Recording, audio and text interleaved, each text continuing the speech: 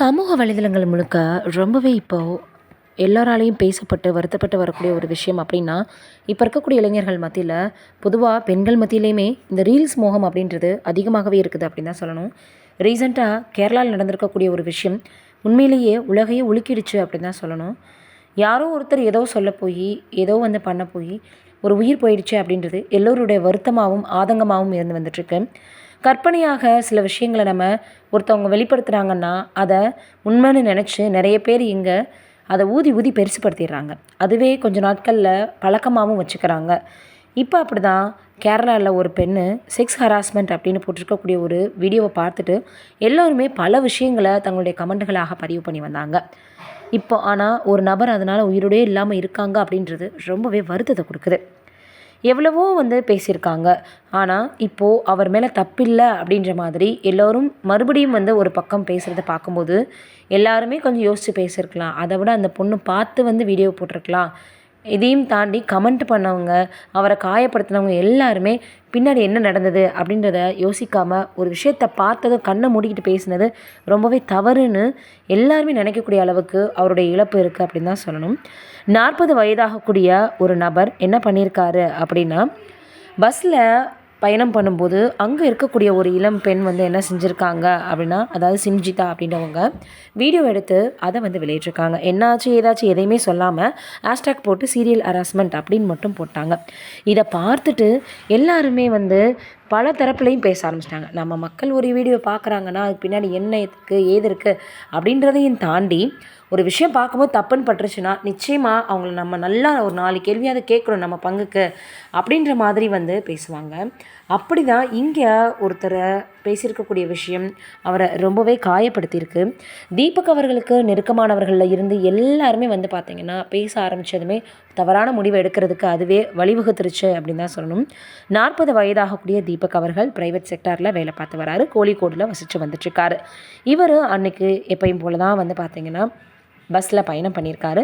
அந்த நேரத்தில் ஒரு இளம் பெண் என்ன பண்ணியிருக்காங்கன்னா, அவர் யதார்த்தமாக இடித்ததை இவங்க தப்பாக புரிஞ்சுக்கிட்டு அந்த வீடியோ எடுத்து எதையுமே சொல்லாமல் செக்ஸுவல் ஹராஸ்மெண்ட் பண்ணி, பொதுவாகவே இந்த மாதிரி பெண்கள் கொஞ்சம் ஃபீல் பண்ணி பேசுகிறாங்க, இந்த மாதிரி என்னை பண்ணிட்டாங்க அப்படின்னு சொன்னாலே எல்லாருக்குமே சட்டுன்னு எப்படி அவங்க இப்படிலாம் பண்ண போச்சு அப்படின்னு தான் கோவம் வரும். இந்த நிலையில் மற்ற எல்லாருமே இப்போது தீபக் அம்மா பேசுனதை கேட்டதுலேருந்து ஒருவேளை அவர் நல்லவராக இருந்திருக்காரோ, இந்த வீடியோ பார்த்துட்டு நம்ம எல்லாருமே இதாக பேசிட்டோமோ அப்படின்னு இப்போ பலரும் அவங்க சொன்னதை மாற்றி பேசினாலும் அந்த உயிர் திரும்பி வரப்போகிறதில்ல அப்படின்றது ரொம்பவே வேதனையாக இருக்குது.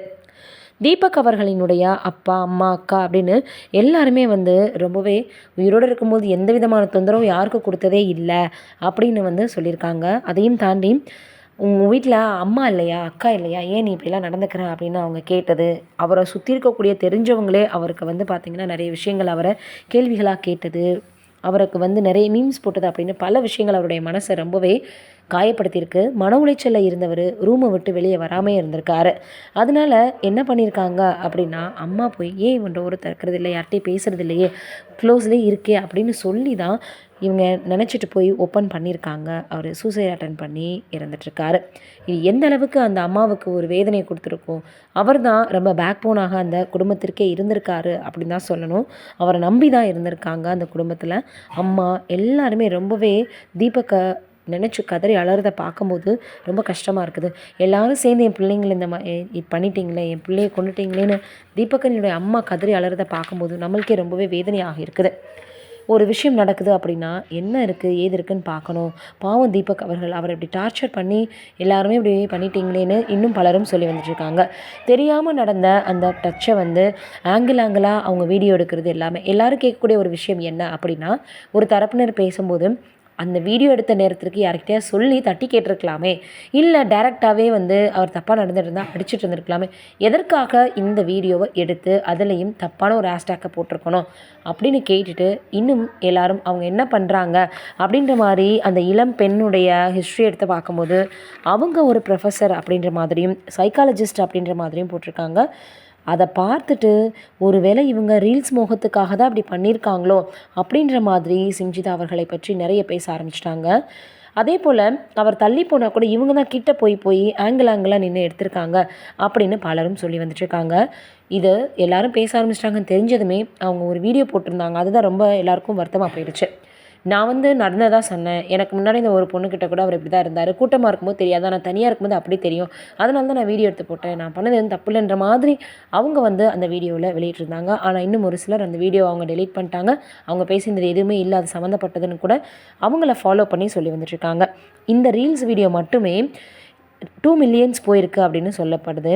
அதோட எந்த அளவுக்கு அவங்க பைத்தியமா இருந்திருப்பாங்க அப்படின்ற மாதிரியும், அந்த மோகம் அவங்களுடைய கண்ணை எந்த அளவுக்கு மறைச்சிருக்கும் அப்படின்னு எல்லாரும் சொல்லி வராங்க. இப்போ அவர் காலமானதுக்கு அப்புறமாக, அவர் சூசைட் அட்டெண்ட் பண்ணதுக்கு அப்புறமா எல்லாருமே ஜஸ்டிஸ் ஃபார் தீபக் அப்படின்னு போட ஆரம்பிச்சிட்டாங்க.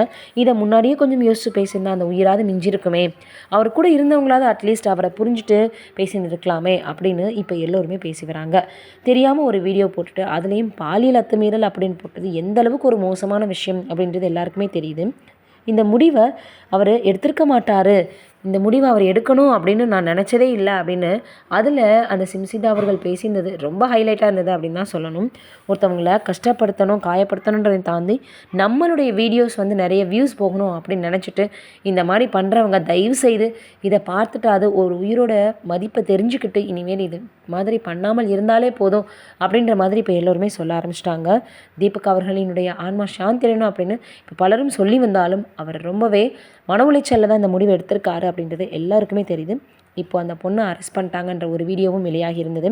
இதையெல்லாம் தாண்டி எப்பொழுதுமே நம்ம வாழ்க்கையில் என்ன நடக்குது, அந்த நம்மளை சுற்றி நடக்கிறது சரியாக இருக்கா அப்படின்னு எப்போவுமே அதை நம்ம தெளிவாக தெரிஞ்சுக்கிட்டு தான், குறிப்பாக அடுத்தவங்களை கமெண்ட் பண்ணுறோன்னா கண்டிப்பாக எல்லா விஷயத்தையும் தெரிஞ்சுட்டு தான் நம்ம வாயை திறக்கணுன்றது இதுலேருந்து எல்லாருக்கும் நல்லாவே தெரியுது. பேட் டச் அப்படின்றது ரியாலிட்டி ஷோக்களில் இருந்து ஸ்கூலு, காலேஜு, எந்த ஒரு ஆஃபீஸாக இருக்கட்டும் எல்லா இடங்கள்லையுமே இது போல் இன்னும் நிறைய இருக்குது அப்படின்னு தான் சொல்லணும். எல்லா ஆண்களுமே கெட்டவங்களும் சொல்ல முடியாது. பெண்கள் எல்லாமே சொல்கிறது ஒரு சிலர் வந்து உண்மை தான் பேசுகிறாங்க அப்படின்னு நம்மளால் சொல்லவும் முடியாது. நீங்கள் என்ன நினைக்கிறீங்க இதை பற்றின்றதை மறக்காமல் கமெண்ட்டில் சொல்லுங்கள்.